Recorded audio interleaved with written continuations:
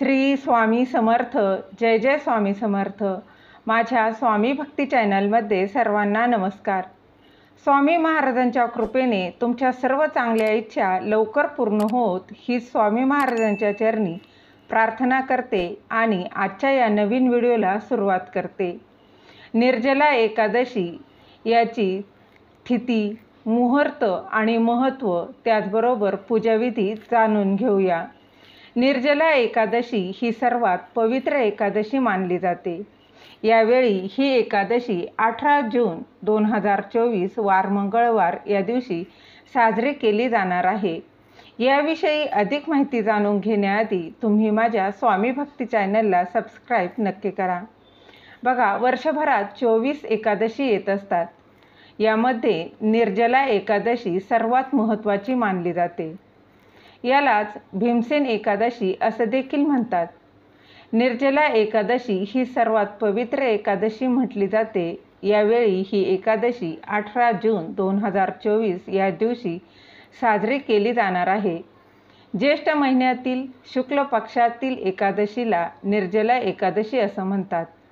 निर्जला एकादशीत पाण्याचा थेंबही घेतला जात नाही. त्याचबरोबर या व्रताला निर्जला एकादशी म्हणतात. कारण सूर्योदयापासून द्वादशी सूर्योदयापर्यंत पाणीही पित नाही असा हे व्रत केलं जातं. त्याचबरोबर या दिवशी निर्जल राहून भगवान श्रीहरी विष्णूंची पूजा केली जाते. यामुळे या व्रताने दीर्घायुष्य व मोक्ष प्राप्त होतो. त्याचबरोबर निर्जला एकादशीचा शुभ मुहूर्त जाणून घेऊया. ज्येष्ठ शुक्ल एकादशी तिथीला हे व्रत पाळले जाते.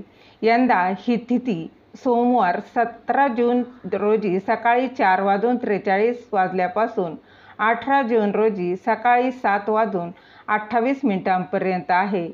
या उदय तिथीनुसार ही एकादशी मंगळवार 18 जून रोजी पाळली जाणार आहे. त्याचबरोबर निर्जला एकादशीचा पूजाविधी जाणून घेऊया.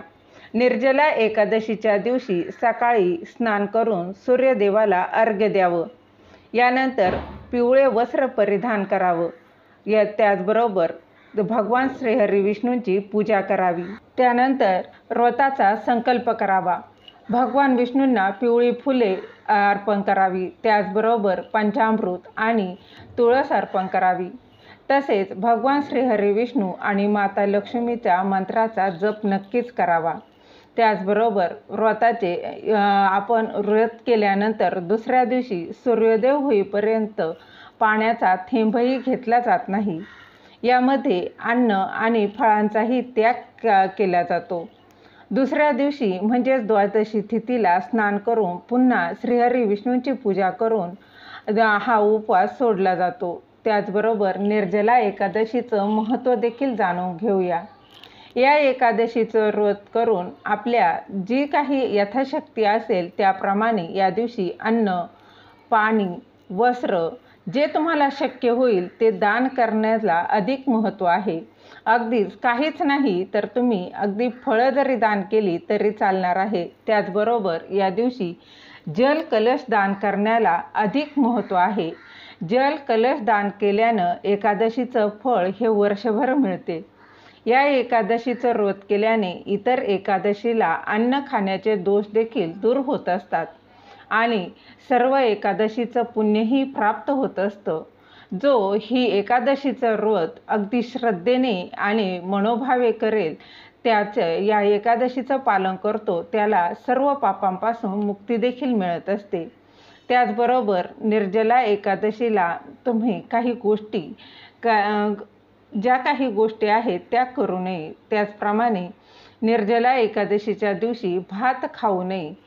एकादशी तिथीला तुळशीची पानं देखील तोडू नये. त्याचप्रमाणे जर तुम्ही पाने खूप महत्त्वाची जर असतील तर तुम्ही एक दिवस अगोदरच ही तुळशीची पाने तोडून ठेवायची आहेत. याशिवाय निर्जला एकादशीच्या दिवशी ब्रह्मचर्याचं पालन नक्कीच करायचं आहे. त्याचबरोबर मांसाहार देखील वर्ज्य करायचा आहे.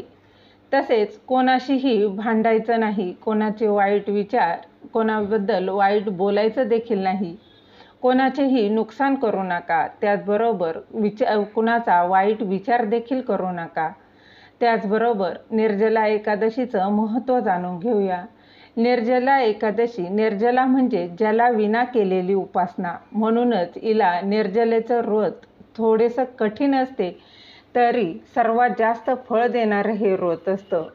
महाभारतात महाशक्तिशाली अशा भीमाला उपवास करणे हे अशक्यप्राय गोष्ट होती. एकदा महर्षी व्यास यांनी भीमाला एकादशीचं हे व्रत करण्यास सांगितले.